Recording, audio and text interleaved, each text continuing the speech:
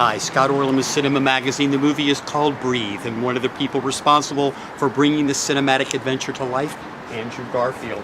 Andrew, face the fact that most people get a paper cut and they realize, oh my God, I can't even operate, I don't know what I'm going to do. You had to embody a man who couldn't use his body at all. How much did you start to appreciate what you can do when you can't do anything? Yes, I think doing this film made me even more aware of how privileged I am to have a body, the things that I take for granted, the things we all really take for granted, this physical, amazing physical miracle that we all are inhabiting, and if it works efficiently, it is something we take for granted. It's very, very strange. And of course, Robin's body was taken from him by the polio virus, and he was paralyzed from the neck down, and he had to adjust to a world in which that's possible. He had to adjust to a world where he doesn't have control over his body or his breath anymore. That's a remarkable thing that he was able to do, to get through that, because he was rather depressed for a couple of years and suicidal for a portion of that.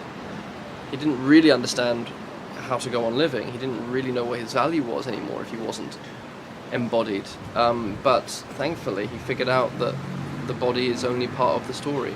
But isn't he, in a strange way, when you see the movie, you'll understand he was almost like this amazing inventor. That I don't think enough people who sadly have to go through this know that he's responsible for it. Yeah. How enlightened did you become about the incredible capacity that this man had, even while he had this adversity, to be able to think outside the box? I mean, it's incredibly inspiring what he was able to achieve and what he was able to do, but it all came from his longing to live. He wasn't trying to make big heroic gestures and change the world. What he was trying to do was to be in the world as himself.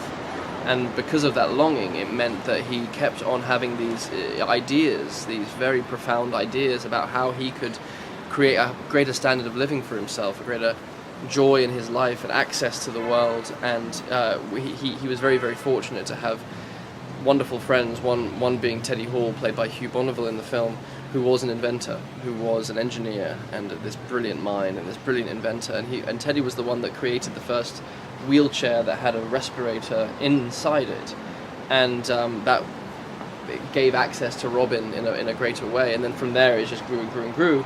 And when he did it for himself, he thought, well, why do I deserve this and the others don't? This should be accessible to everybody. So that's what he devoted his life to, was campaigning for a higher standard of living for people with disability. And I love at the core of this movie, when you see it, it's a love story. And it's this beautiful relationship between you and Claire. And at the very beginning, when everything is kind of okay, you guys are on this great you go on these adventures. So having the success of fame that you have, or you get to travel over the world, what's been the greatest adventure that you've ever had outside of England? Oh, goodness. Oh, wow. Goodness. Well, you know what? Actually, funnily enough, when I was 19, when I was still studying to be an actor, me and one of my best friends, we went away for 2 months around Europe, on backpacking on trains and staying in hostels and getting lost and getting found, and that was a pretty remarkable time. Yeah. Well, Andrew, congratulations on Breathe. Terrific film, and this is Scott Orlam. Until next time.